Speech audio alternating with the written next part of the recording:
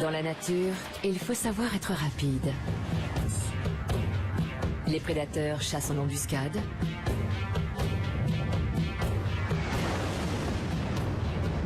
Et attaquent par surprise.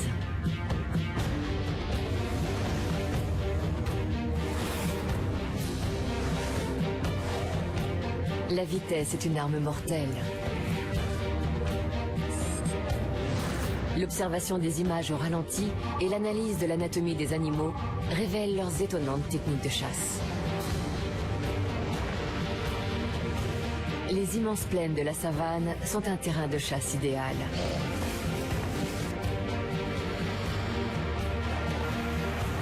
L'affrontement entre les proies et les prédateurs est sans pitié.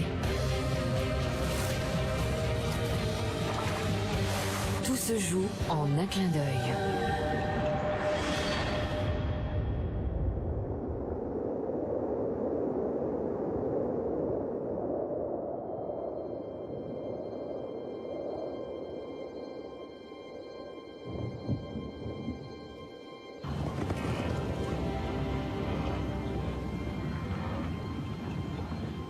Les troupeaux envahissent la savane. Leur arrivée est dictée par les conditions météorologiques.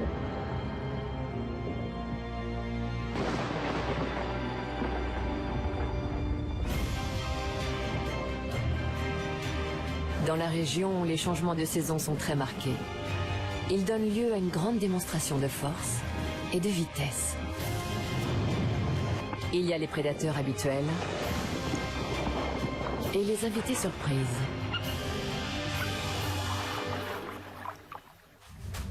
On découvre les drames qui s'y nouent lorsque l'on ralentit l'action 40 fois.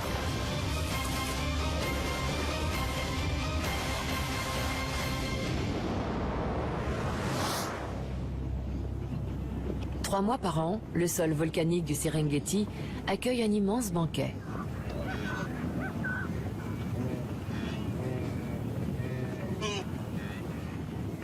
Les pluies tapissent la plaine d'une herbe épaisse qui attire des centaines de milliers de gnous, de zèbres, de gazelles et d'antilopes.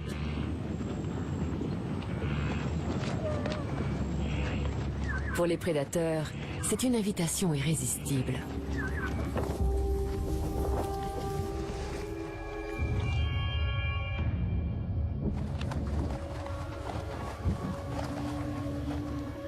C'est l'occasion pour tous les convives d'améliorer leur technique de vitesse.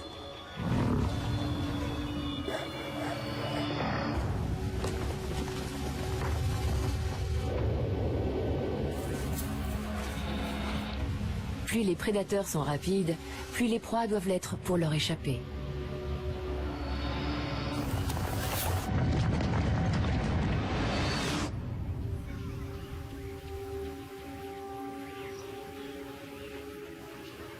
Les gazelles de Thompson sont sur leur garde.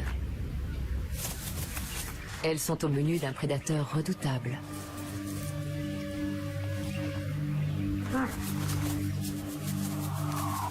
Leurs yeux peuvent voir à presque 180 degrés. Elles doivent se nourrir tout en surveillant les environs.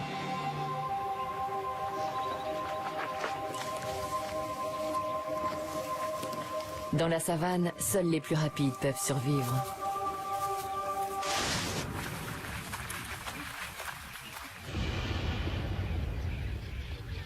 Les gazelles sont d'excellentes sprinteuses. Si elles sont pourchassées par un prédateur, elles peuvent atteindre 80 km/h. Leurs ancêtres étaient beaucoup plus lents. Leur morphologie a évolué pour s'adapter.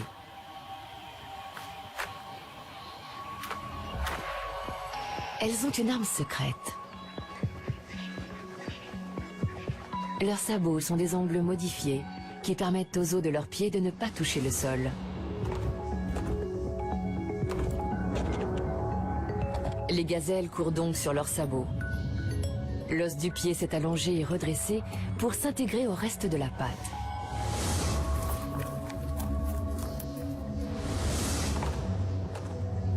L'os qui se trouvait autrefois entre la cheville et les orteils s'est étiré.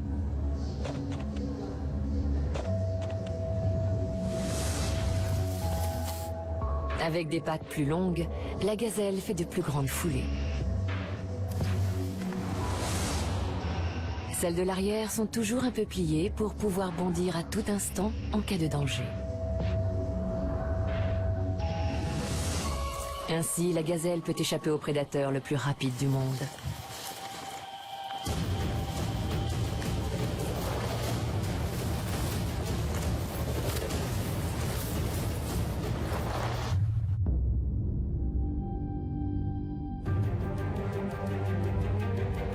Le guépard est le champion incontesté de la vitesse depuis 10 millions d'années.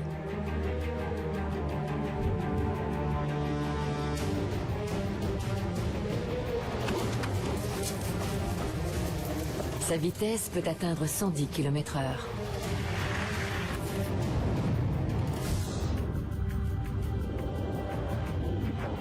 Son pouvoir d'accélération est le plus impressionnant.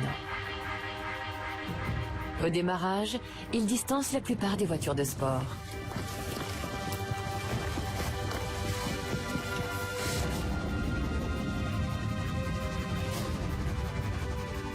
Il passe de 0 à 90 km/h en 3 secondes. Ses atouts sont une silhouette aérodynamique et un squelette léger. Comme il ne pèse en moyenne qu'une cinquantaine de kilos, ses muscles n'ont pas apporté beaucoup de poids et peuvent se consacrer à son accélération. Sa petite tête, sa cage thoracique plate et ses pattes fines minimisent la résistance de l'air. Sa morphologie l'aide à se maintenir à sa vitesse maximale. Le guépard a une colonne vertébrale très souple, ainsi que des hanches qui pivotent et des omoplates qui ne sont pas attachées à ses clavicules. Grâce à ces adaptations, ses pattes peuvent s'étendre loin vers l'avant et l'arrière et se rapprocher beaucoup plus quand il les replie sous son corps, ce qui lui donne une foulée de grande amplitude.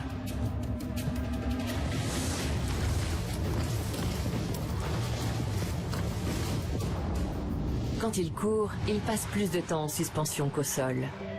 Il peut faire 4 foulées par seconde.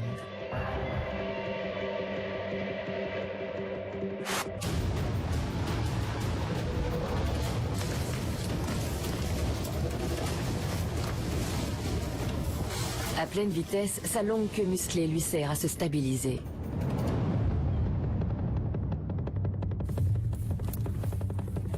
L'extrémité de ses pattes est aussi faite pour la course. Contrairement aux autres félins, il a des coussinets durs et plats. Ses griffes ne se rétractent pas. Elles s'agrippent au sol, comme les crampons des chaussures d'athlétisme. Ces modifications lui assurent une meilleure adhérence.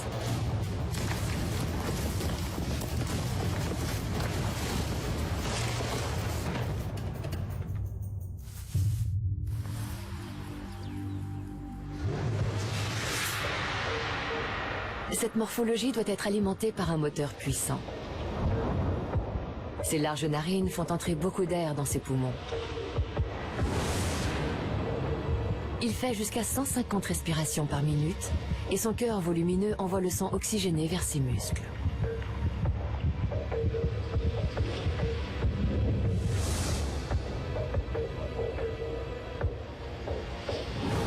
Mais cette vitesse a un prix. Le guépard risque la surchauffe. S'il court trop vite et trop longtemps, la température de son corps monte, ce qui est dangereux, surtout pour son cerveau. Le guépard est donc vite épuisé par l'effort fourni. C'est une faiblesse que ses proies peuvent exploiter. Les gazelles savent éviter la surchauffe. Elles ont de grands sinus où le sang venu de leur cœur est refroidi avant d'arriver au cerveau.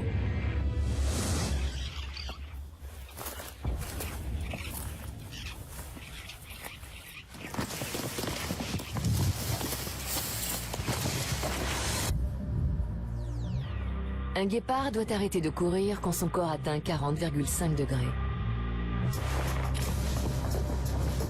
Mais la gazelle peut maintenir son cerveau à la bonne température, même quand son corps est plus chaud.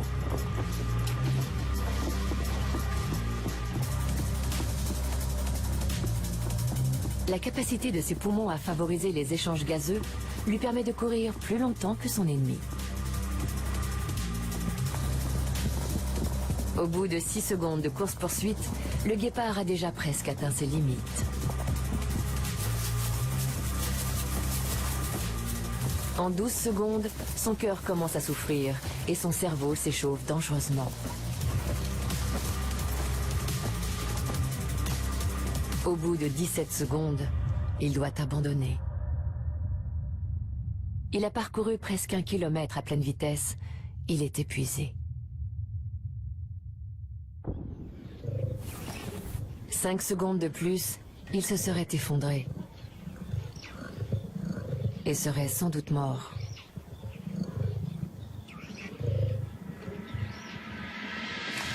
Il faut donc savoir quand donner l'assaut.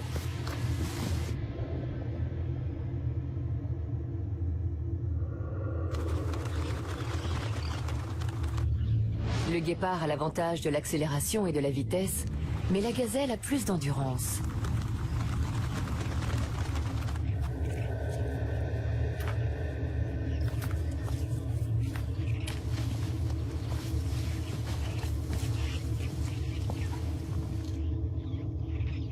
Le prédateur doit donc prendre le dessus dès le départ.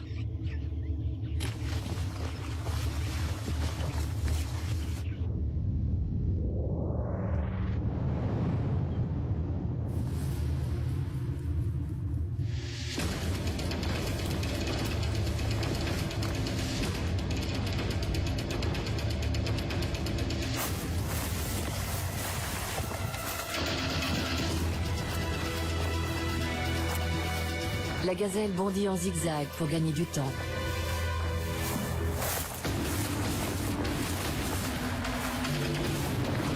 C'est la phase finale. Le guépard va tenter de rattraper sa proie avant qu'il ne soit trop tard.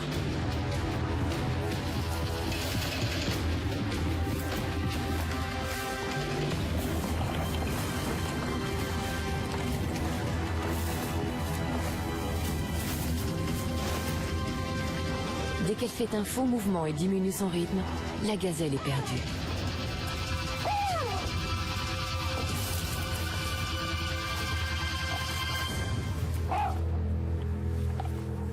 Le guépard est l'animal le plus rapide de la planète, mais la chasse le fatigue. Comme sa tête est petite, elle ne peut pas abriter de puissantes mâchoires.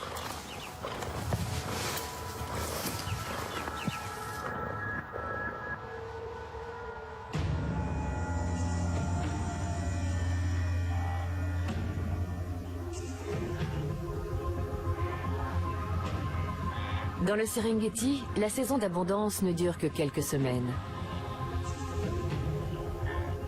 Ensuite, les orages s'éloignent.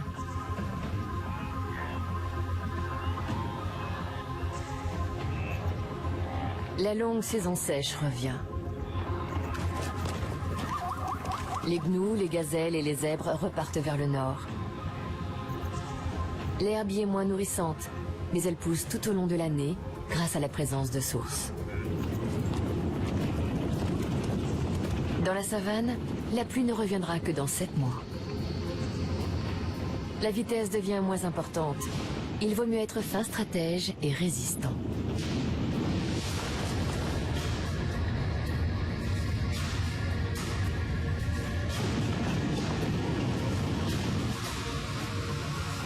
Le festin des prédateurs s'éloigne. La plaine est soudain plus calme.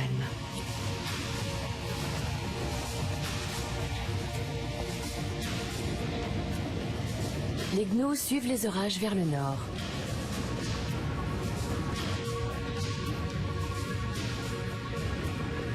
Pour survivre à la saison sèche, il faut migrer, malgré les obstacles qui se dressent sur la route.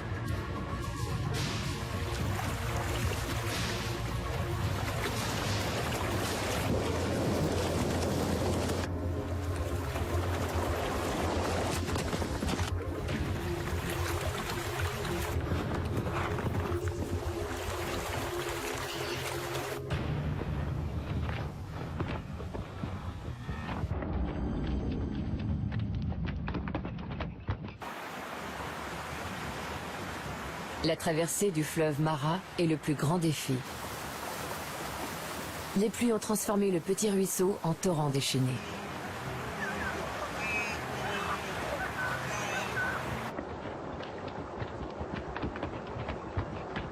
Les rives ont été creusées par l'eau au fil du temps. Les gnous s'arrêtent net. Ils savent ce qui se cache sous la surface de l'eau.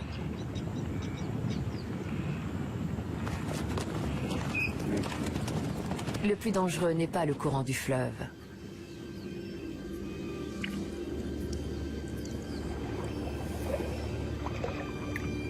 Les crocodiles du Nil attendent qu'ils se risquent à traverser.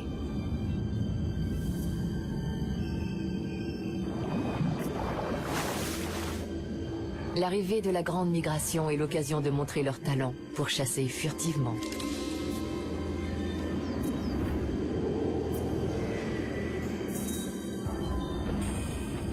En quelques jours, 1,5 million de gnous traversent la région.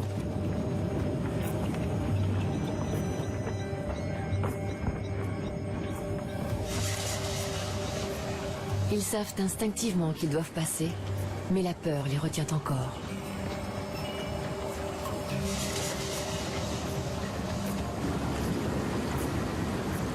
Le troupeau se presse au bord de l'eau.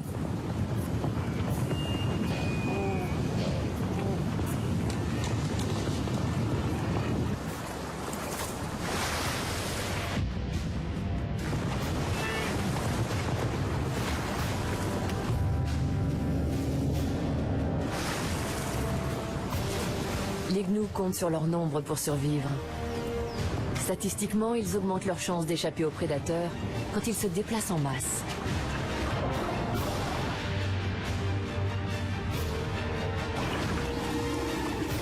Ils se précipitent, bien qu'ils ne soient pas très agiles dans l'eau.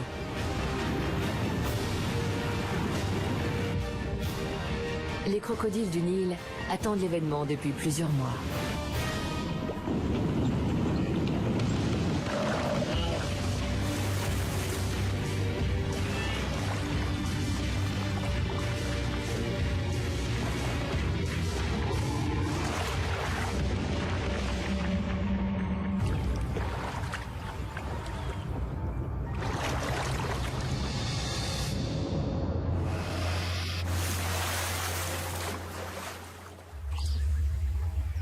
Sous l'eau, les crocodiles ne voient pas bien.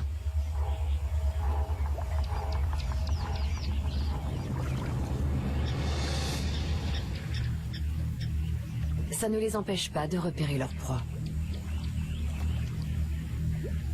Des organes sensoriels le long de leur mâchoire détectent les vibrations.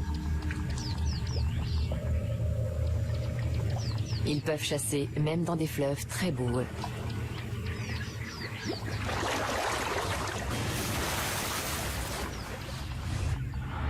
Ils tendent leurs embuscades depuis le fond de l'eau. Les muscles de leurs pattes arrière et de leur queue les propulsent hors de l'eau à 70 km/h.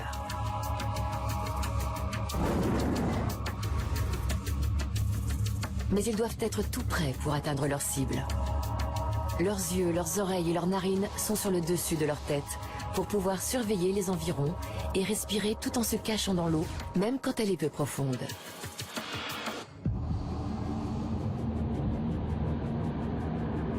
Ils attaquent par surprise.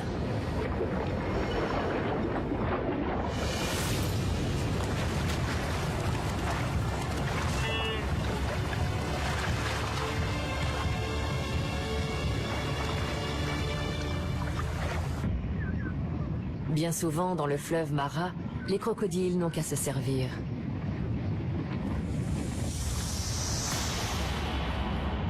Les proies viennent à eux par centaines de milliers.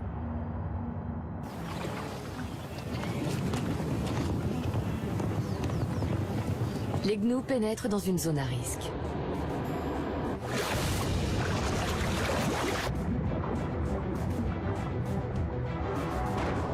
Ils se jettent à l'eau les uns après les autres.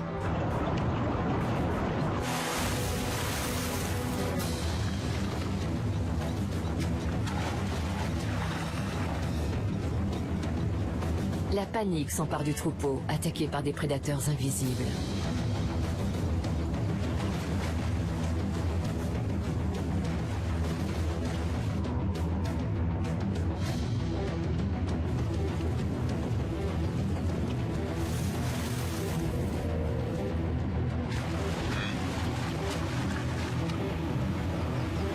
Certains endroits sont encore plus dangereux. La rive est parfois trop escarpée pour remonter de l'autre côté. Rebrousser chemin est la seule solution.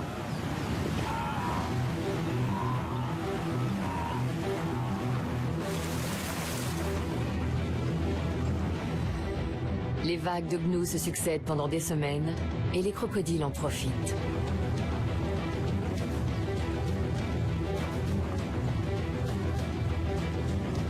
Certains tuent sans même sortir la tête de l'eau.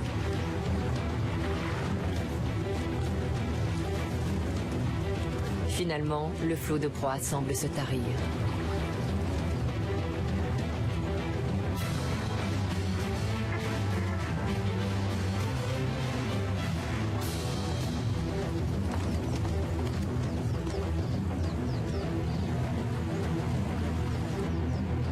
Un dernier gnou et le festin des crocodiles se termine.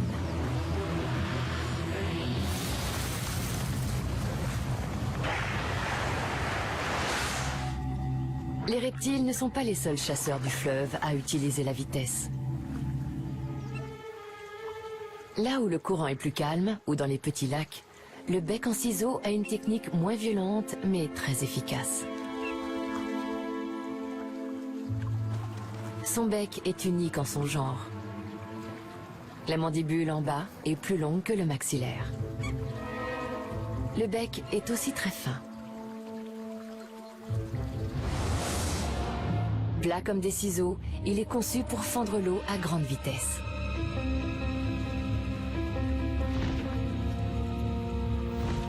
Normalement, il pêche la nuit, quand les poissons se rapprochent de la surface pour se nourrir. Pourtant, quelques semaines par an, il doit chasser le jour. Il a des oisillons à nourrir.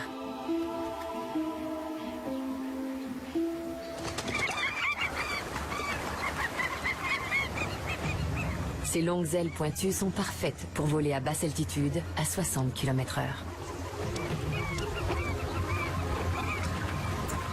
Il plonge alors sa mandibule dans l'eau. Quand cette lame sous-marine touche un poisson, le bec se referme instinctivement. L'oiseau chasse à l'aveuglette.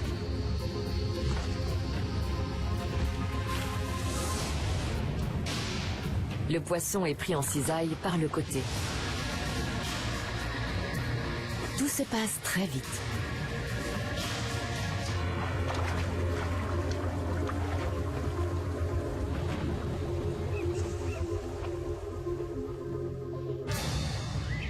Le bec en ciseaux n'est pas au sommet de la chaîne alimentaire dans ce marais.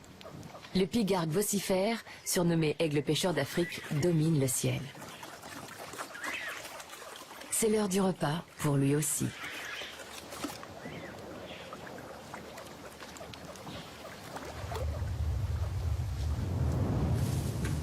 Il lance une attaque à 75 km/h.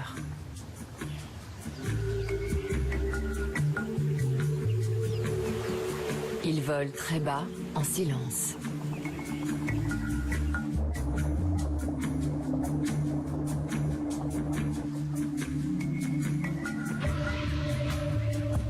Il approche dissimulé par les papyrus.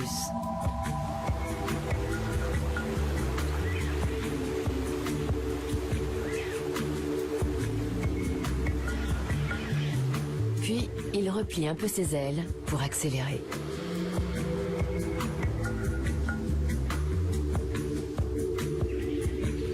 Quand les poissons l'aperçoivent, c'est déjà trop tard.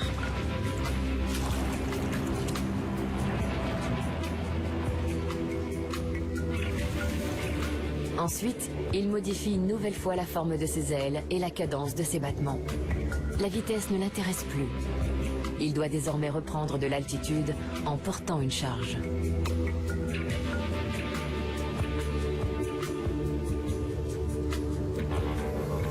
L'aigle attrape sa proie avec ses serres. Son bec ne lui sert qu'à les manger.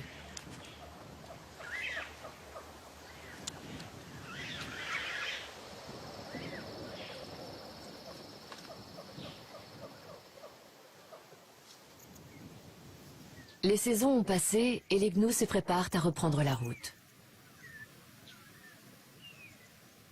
Ils vont bientôt quitter le nord pour rejoindre les plaines verdoyantes du Serengeti. Bientôt, la nouvelle génération sera là. Il est temps de partir vers le sud. Les gnous sont constamment observés par des yeux affamés.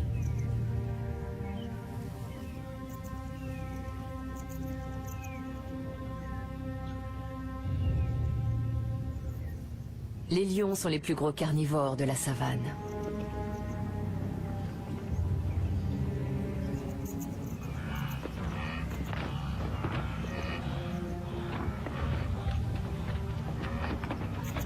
Ils sont massifs, mais leur vitesse peut atteindre 80 km/h. Ils commencent à approcher discrètement.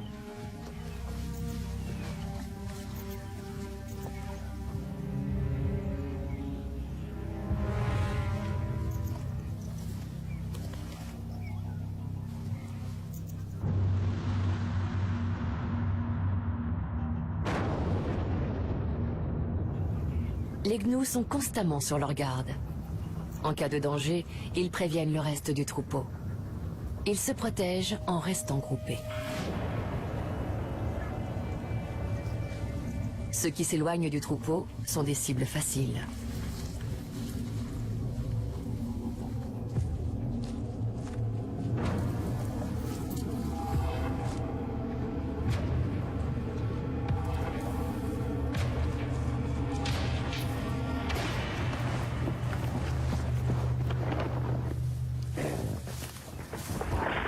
Grâce à leur puissance physique, les lions peuvent terrasser des proies 2 fois plus grosses qu'eux. Cette lionne mord le gnou à la gorge en serrant jusqu'à ce qu'il cesse de bouger. Il meurt asphyxié.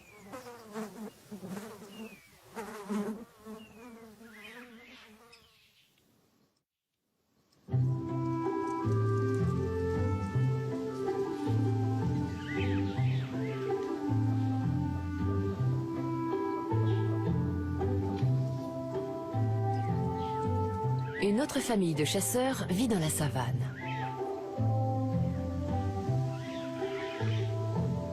Au lever du soleil, une troupe de suricates sort de son terrier pour se nourrir.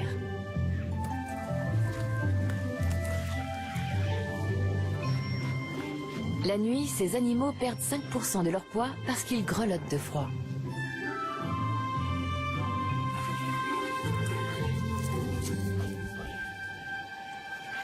Ils cherchent à manger en groupe. Mais contrairement aux félins, ils ne partagent pas leurs repas. Ils surveillent constamment leurs arrières, car ils ont de nombreux prédateurs dans la plaine. Ils courent à 30 km/h, ce qui est beaucoup pour un animal de leur taille. Le suricate le mieux nourri du groupe monte la garde pour les autres.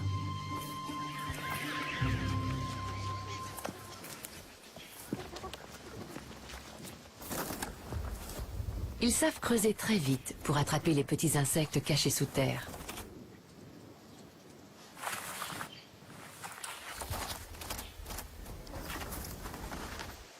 Leurs griffes avant sont acérées et recourbées et dégagent 10 pelletées par seconde.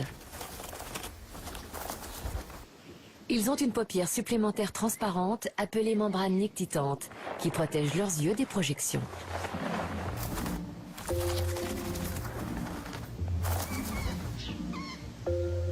Les suricates ont une très bonne vision de loin, notamment grâce aux poils noirs autour de leurs orbites qui leur évitent d'être éblouis par le soleil. Mais ils ont du mal à voir avec précision à moins de 10 mètres d'eux.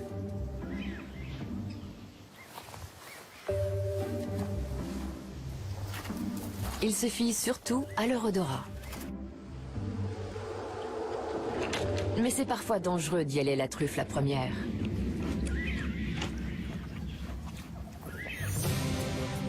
Les adultes ont assez d'expérience pour arracher les pinces des scorpions avant de les croquer. Les jeunes ne savent pas encore comment s'y prendre.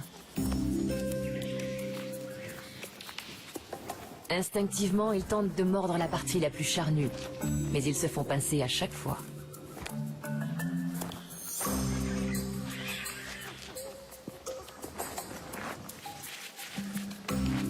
Les suricates ne sont pas immunisés contre le venin de tous les scorpions, et certains sont mortels. Celui-ci ne peut pas tuer, mais il vise les yeux de ses assaillants avec sa queue.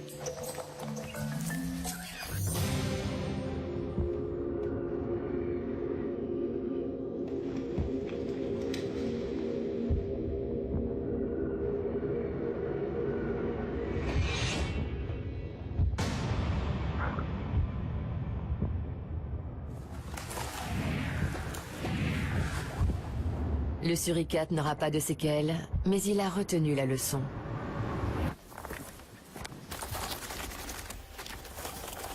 Quand le danger vient d'en haut, tous les suricates s'enfuient.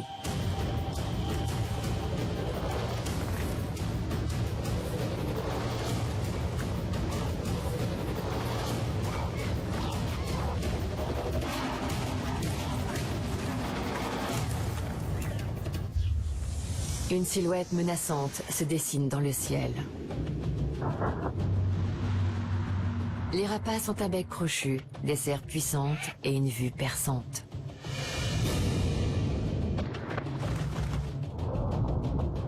Ces oiseaux de proie font des ravages dans la savane.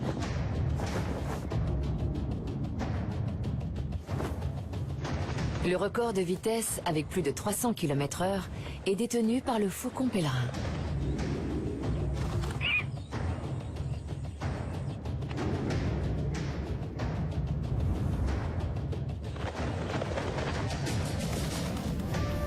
À basse altitude, les rapaces font preuve d'une grande agilité et peuvent manœuvrer plus rapidement que les avions de combat.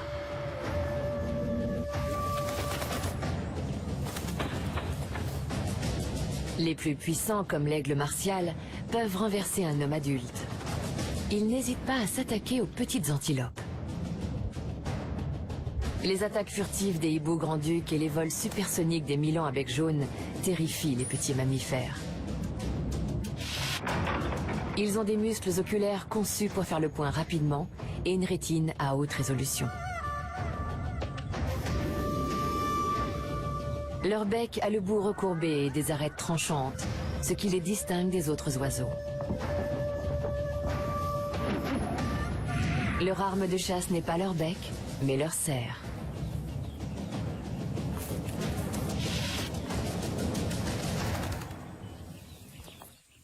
Grâce à des muscles puissants, ils broient leur proie.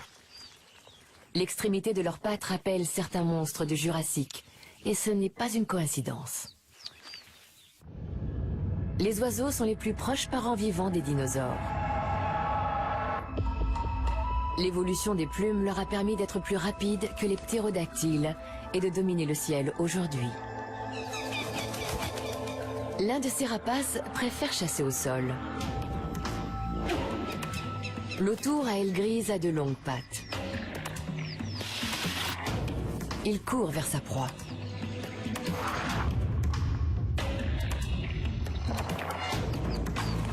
Il a une griffe plus longue sur le deuxième doigt qui rappelle les serres recourbées des vélociraptors, de petits dinosaures à plumes. Il détecte les moindres mouvements et utilise très peu leurs ailes. Grâce à leurs plus grandes plumes, appelées rémiges, ils peuvent planer lentement tout en surveillant les environs.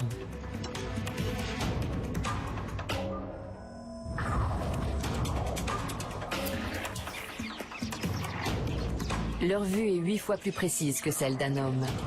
Même les insectes bien camouflés se trahissent dès qu'ils bougent.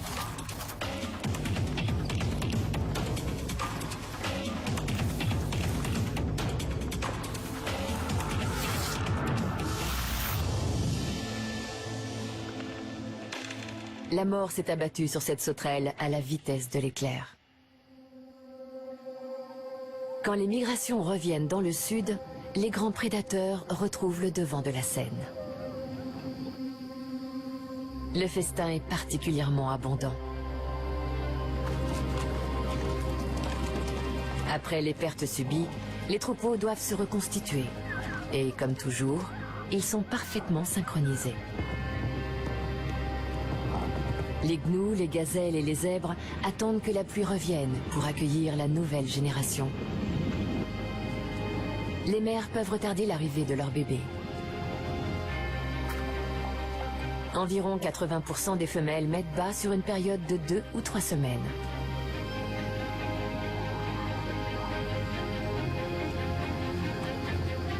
Les plaines ressemblent bientôt à une immense pouponnière. Pour certains, c'est un spectacle très appétissant. Grâce à ces naissances simultanées, les petits optimisent leurs chances de survie. Ils sont trop nombreux pour que les prédateurs les mangent tous. Les petits restent près des adultes. Les jeunes gazelles tentent de se cacher dans l'herbe. À peine ont-ils vu le jour que les nouveau-nés doivent savoir courir.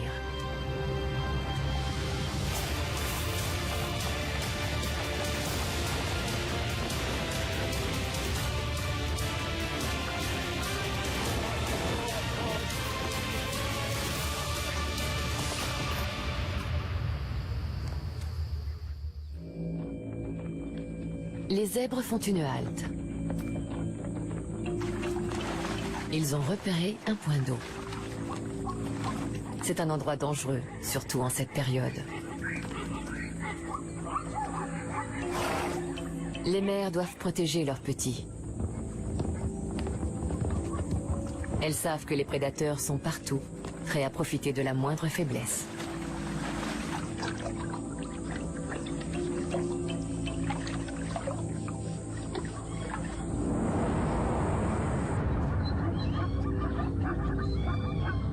Les zèbres ont repéré les lions.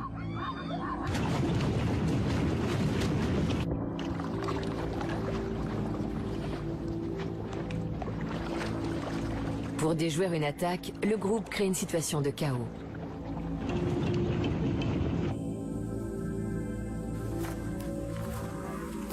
En groupe, les lions peuvent chasser des animaux d'une tonne.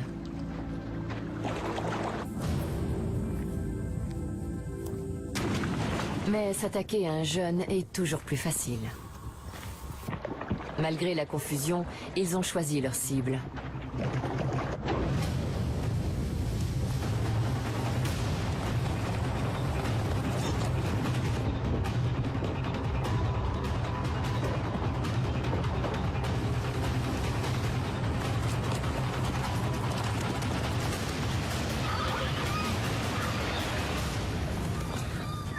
Comme toujours, c'est une lionne qui chasse.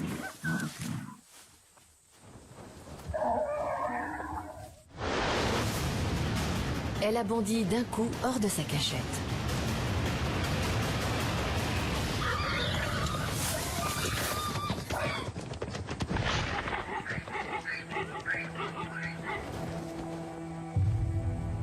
Le reste de la troupe a poussé le jeune zèbre dans un guet-apens. Les lions ont travaillé en équipe, soudés et déterminés.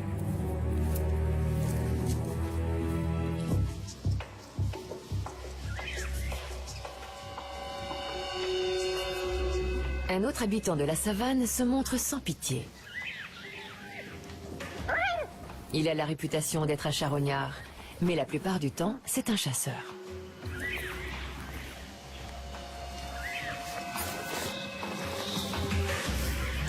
Les hyènes arpentent la plaine sans se cacher pour jauger leur proie.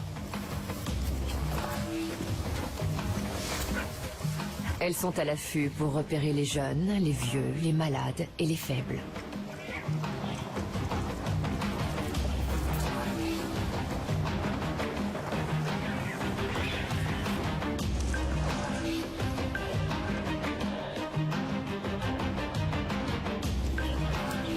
La hyène tachetée est faite pour les courses-poursuites, mais très différemment des guépards et des lions. Elle peut atteindre 60 km/h à pleine vitesse, mais son principal atout est son endurance.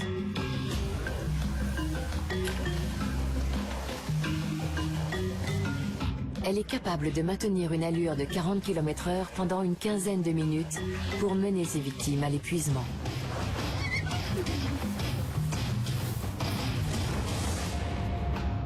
Elle a un cou puissant et des pattes avant très développées, caractéristique de sa silhouette menaçante si reconnaissable. Grâce à ses muscles, elle peut fournir des efforts prolongés et a une mâchoire redoutable. Sa morsure exerce une force de 360 kg, soit plus que celle d'un lion ou d'un tigre. Ça lui permet de broyer les os de sa proie, même les plus gros. Son système digestif peut dissoudre les os et les dents en quelques heures. Il n'y a que les poils qu'elle ne peut pas digérer.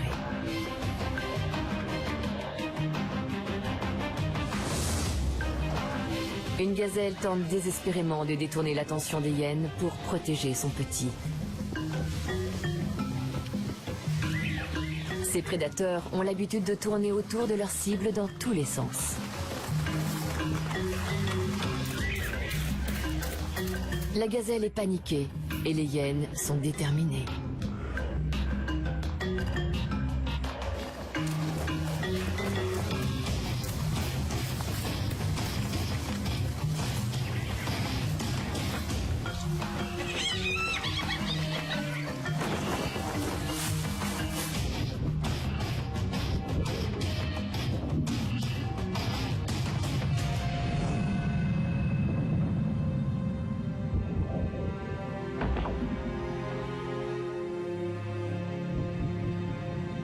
Dès qu'elle donne l'assaut, l'issue pour le petit est fatale.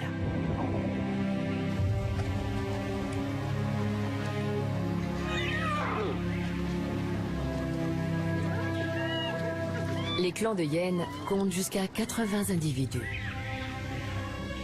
Dans la savane, rien ni personne ne peut se mettre en travers de leur route, pas même le roi des animaux.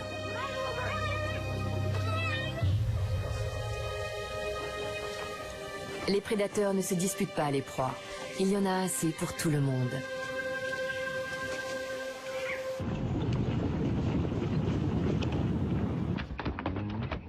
Dix minutes après leur naissance, les gnous savent déjà courir.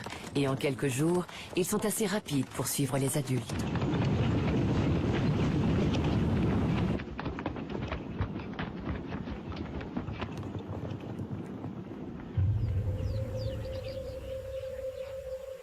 Dans la panique, un jeune a perdu sa mère et son troupeau.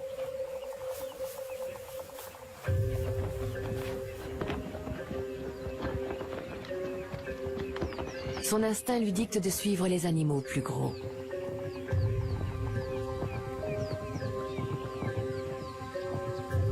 Malheureusement, il va faire le mauvais choix. Pour les lions, c'est une véritable aubaine. Leur instinct à eux les pousse à pourchasser la proie et à la tuer.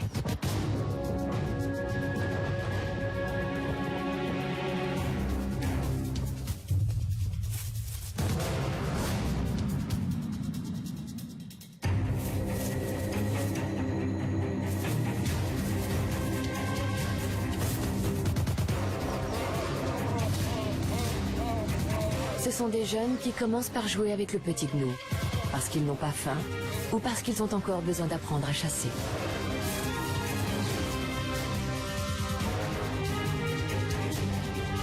L'inévitable finit par arriver.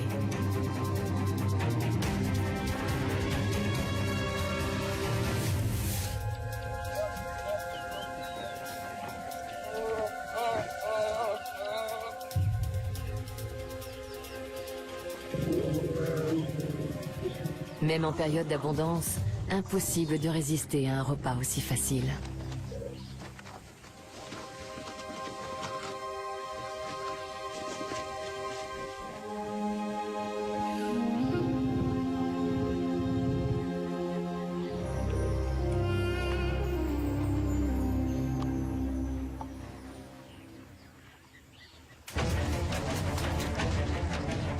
La savane est le terrain idéal pour les démonstrations de force et de vitesse. Les prédateurs ont chacun leur approche.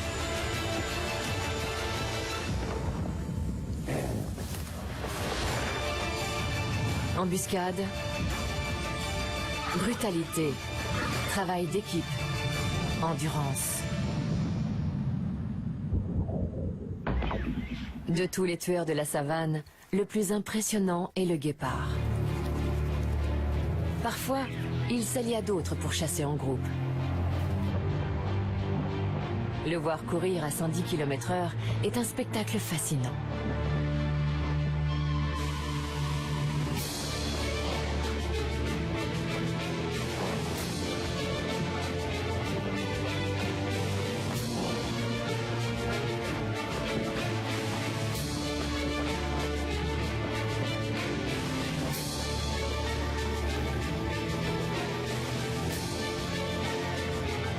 Les guépards sont moins bien organisés et coordonnés que les lions. Comme ils sont légers, ils peuvent parfois manquer de force de frappe.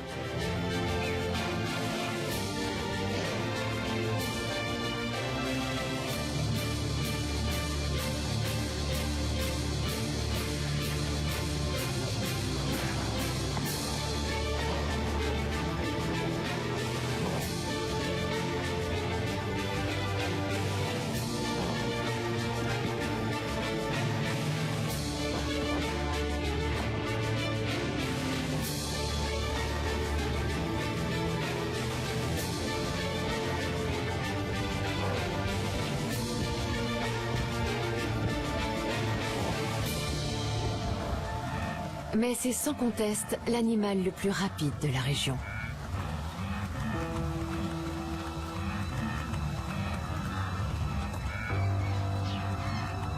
C'est un grand combattant sur ce champ de bataille où la vitesse est un atout décisif et mortel.